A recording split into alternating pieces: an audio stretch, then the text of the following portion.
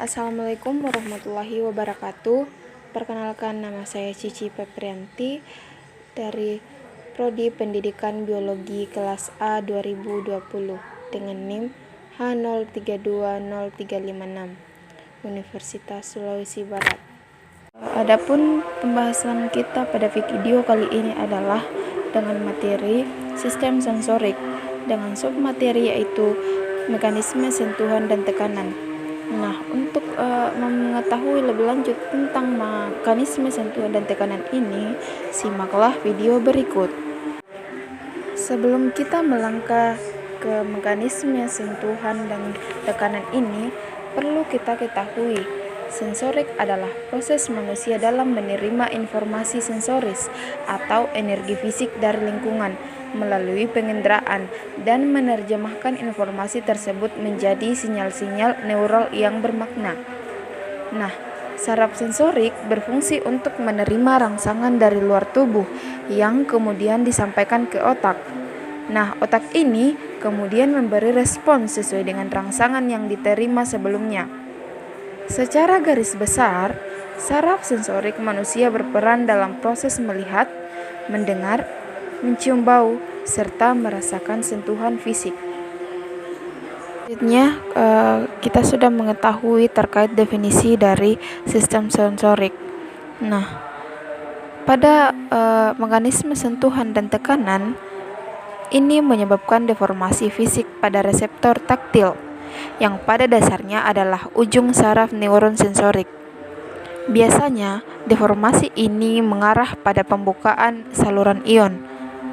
Kemungkinan ion mengalir masuk atau keluar dari sel, yang kemudian menghasilkan depolarisasi seluler. Selanjutnya, ketika stimulus ini cukup kuat, maka potensial aksi akan dihasilkan yang kemudian dikirim menuju otak. Teman-teman, perlu kita ketahui, terdapat 3 jenis reseptor taktil yang harus kita ketahui, yang terletak di berbagai lapisan kulit dan jaringan yang lebih dalam. Yang secara anatomis, mereka dapat dienkapsulasi atau tidak dienkapsulasi, yang berarti masing-masing dibungkus atau tidak dibungkus jaringan ikat.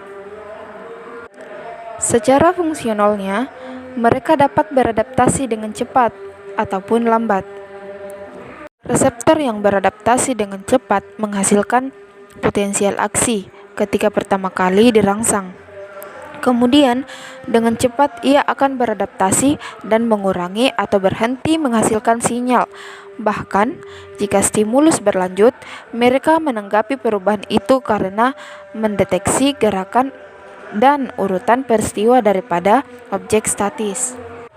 Selanjutnya yaitu reseptor yang beradaptasi dengan lambat. Di sisi lain, terus menghasilkan proses selanjutnya yaitu reseptor yang beradaptasi dengan lambat. Di sisi lain terus-menerus, dia akan menghasilkan sinyal untuk waktu yang lebih lama. Di sini, reseptor membawa pesan tentang tekanan yang stabil pada kulit dan merasakan tekstur, tepi, dan bentuk objek. Reseptor sentuhan juga berbeda dalam sensitivitasnya. Ada beberapa yang merespons sentuhan, ada juga yang merasakan tekanan berat. Di sini, neuron sensorik menerima sinyal di area yang disebut bidang reseptif.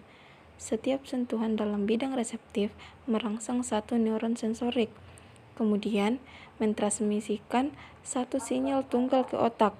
Ketika disentuh pada 2 titik dalam bidang reseptif, akan terasa seperti satu sentuhan pada kulit punggung.